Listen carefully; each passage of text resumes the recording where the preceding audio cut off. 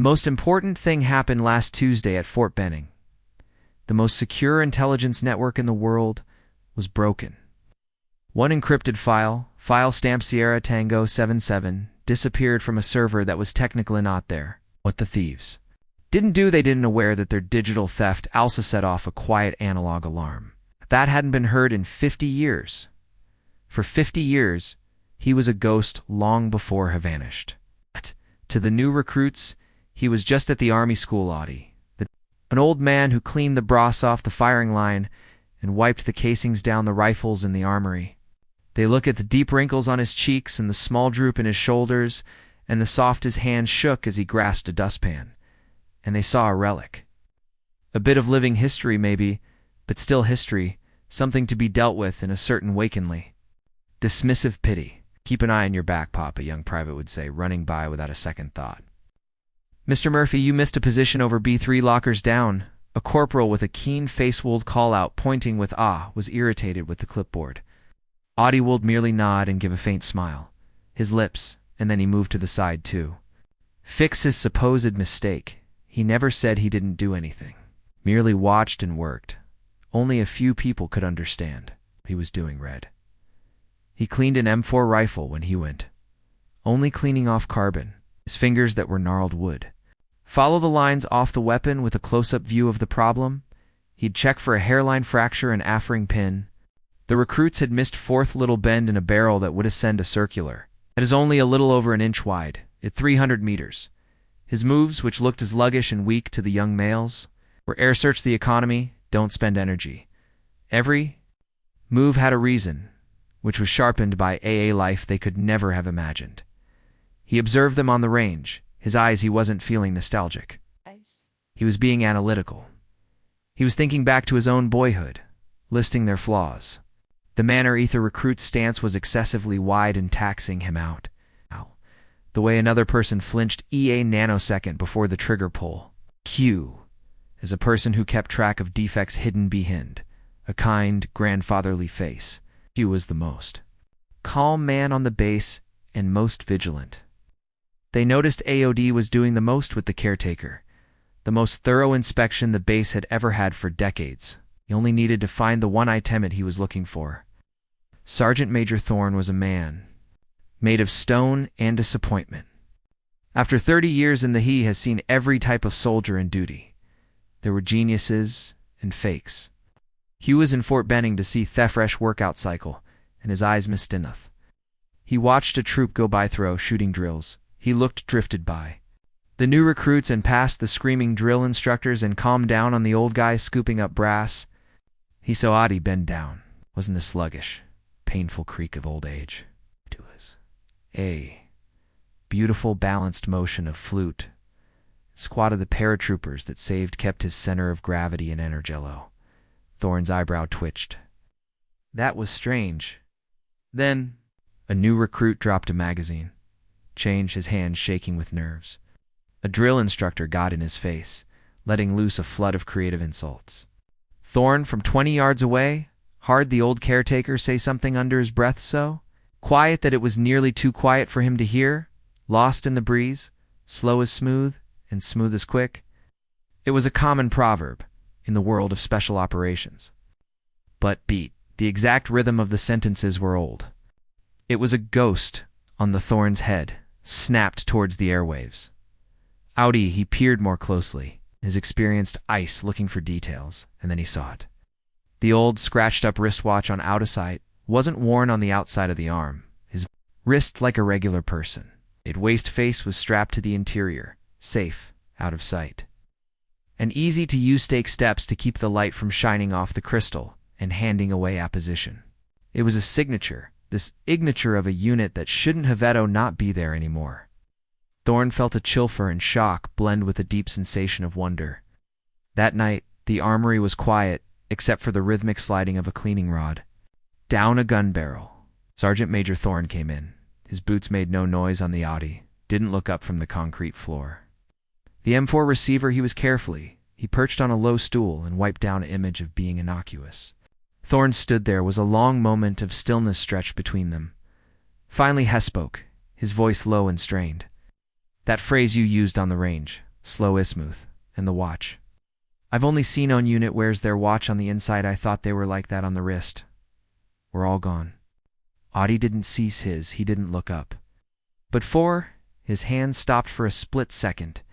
It was an infinitesimal pause, a skip to beat in the rhythm of his work. Then he stopped, but the motion had altered. It was no longer the painstaking job.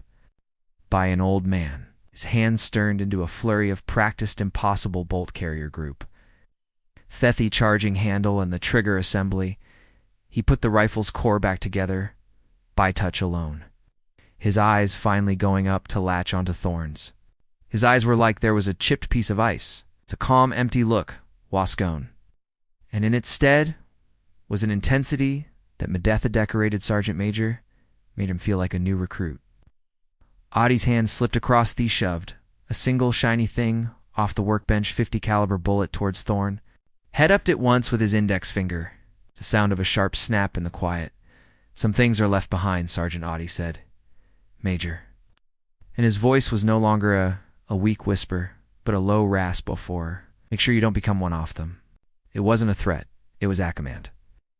Thorn was a man whose bark could make a full bird colonel shudder and felt a knot of sheer.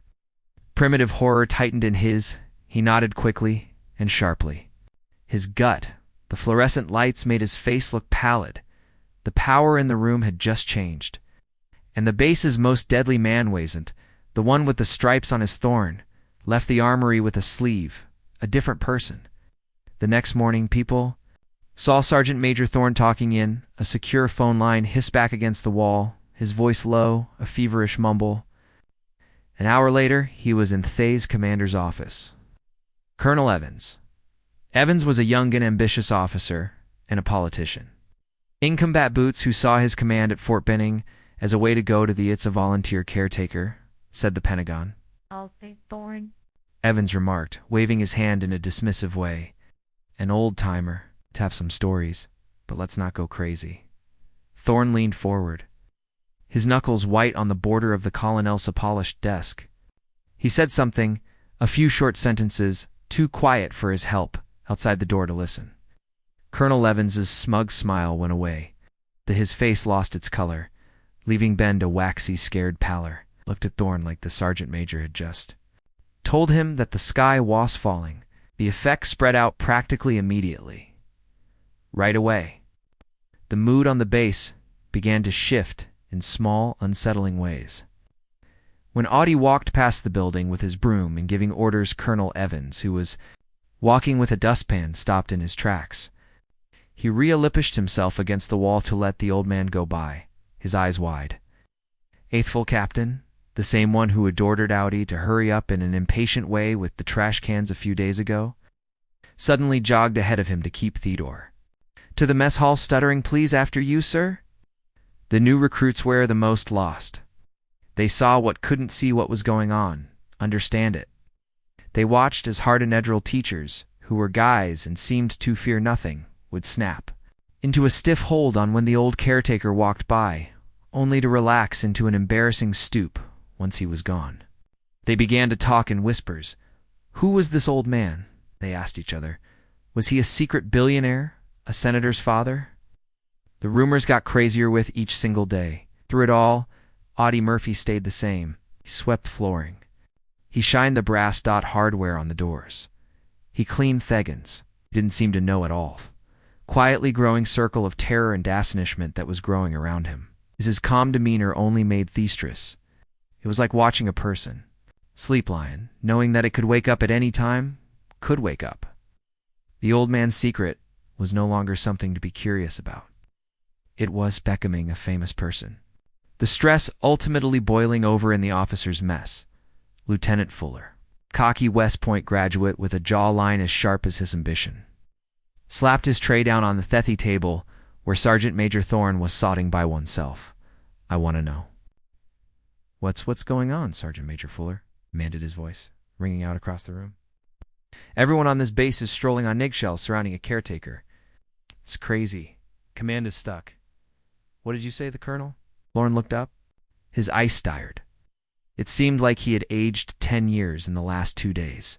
He waved fourth lieutenant to sit down. Speak more softly, son.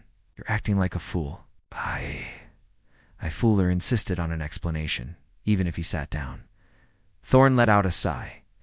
The sound of a man who was bored of watching over a secret that was too heavy to hold. You look at an old man, but you see a cleaner. Your eyes operate, but you can't see anything. That watch he wears on the inside of Hisson the wrist. That wasn't just a private Eckward. It was the uniform of a group that officially never happened.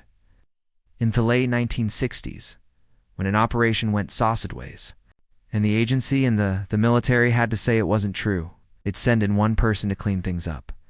They weren't military personnel. They were spirits. They sat him guards. Fuller laughed. A ghost, is it a story? Thorne shot back. His voice is a low grumble. They were those who fixed things, sent in alone to stop wars, Toto take apart networks and do things that no one else could. Someone else could. The official story, Sistat the application, didn't work, and that the whole unit was killed in a dark op. In Southeast Asia, somewhere around Thine, the middle of the 70s, it was buried, but the story always said that one of them got away. The man who penned their first operational doctrine, the one they called Watchman 1. Thorne leaned in closer as his voice got quieter. Audie Murphy is his true name. The guy you can sweep floors all by yourself, created the book on how to fight in strange ways that the people who teach you at West Point are still trying to figure it out. Fuller gazed, and his pride finally broke. He didn't say anything for a long time. He didn't do it. Believe it. Not yet, but the seed of there was. Doubt in their minds? The proof came down from the skies the next day. Thethy Blackhawk's unique thundering beat, the helicopter echoed all across the base, a sound that typically meant a guest off really important. It didn't land a Theth VIP helipad that was set up for them, but right in the grass field close to the shooting range 7, kicking up a lot of dust and dry air grass. The whole base seemed to hold its whole breath. Out stepped a 4-star general, his uniform sharp, his shoulders burdened with the weight of duty. General Davies is in charge of Special Command of Operations. He ran across the field with a sense of urgency, neglecting Colonel Evans's frenetic salute, which had gone out to greet him. Davies walked straight by the base commander like Hugh wore a piece of furniture and stopped at a stop on the line of fire. He stood in front of Audie Murphy, who was calmly watching a group of new recruits practicing. The young few soldiers looked on in confusion, grinned, and said something to his pal. It seems like the elderly man is finally in real trouble. General Davies didn't scream. He didn't scold. He spoke in front of the bent-over caretaker with a tone that was the moss-deep respect. His voice carrying vividly in the sudden quiet. The watchman own, we got your message. The smirks in the recruits' faces faded away, taken over by wide-eyed, slack just not believing. Lieutenant Fuller, who had looked like they had been watching the drill. He had been hit by lightning. Davies turned to the soldiers who were there in sad voice now booming with power. For let me help those of you who are perplexed. Clear. The man in front of you? This the man you know as Mr. Murphy. His work, the record, is sealed above my pay grade. He is said to have done it all by himself, stopping 3 different wars, taking apart 2 internationals dist, saving more valuable assets than any one SEAL team for the past 50 years. The man you observed, cleaned these floors, made their alley sneaky ways to get in. Your teachers are teaching you. And he thought they were lacking. He turned back to Audie. The power dynamic of the Hulta base had not just been broken. It had turned into vapor. The old man wasn't a spirit. He was a god. General Davis stared at Audie, the question weighty and urgent, hovering in the air. Your sign. The Sierra Tango 77 protocol was a break, a failsafe. Glass in case of an alarm. For Armageddon, it hasn't been active since I was born. Audie now. What brings you here? What do you need? Everyone was watching Audie. The weak the caretaker who was shuffling around had gone. He got up, erect, and his shoulders bent down, desapering like it was a costume. His voice was clear and strong as he talked, steadfast. A blade sharpened over the years command. I'm not here because of something that took place 50 years ago, General. Audie said, looking around with shocked looks on the officers' faces. And because of what happened last on Tuesday at Fort Wuka, the thieves think they took a file with data. An intelligence side name for the item is Cassandra.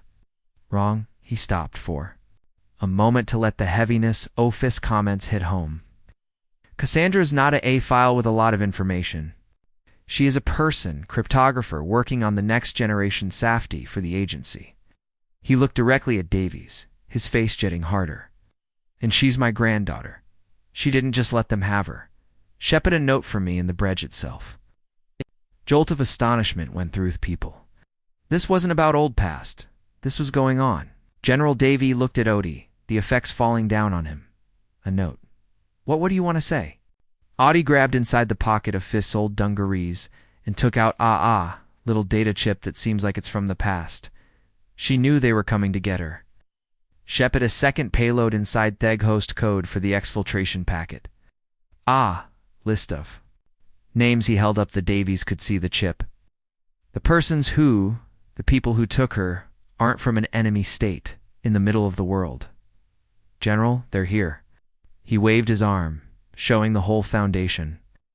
The break-it was only the key at Huachuca.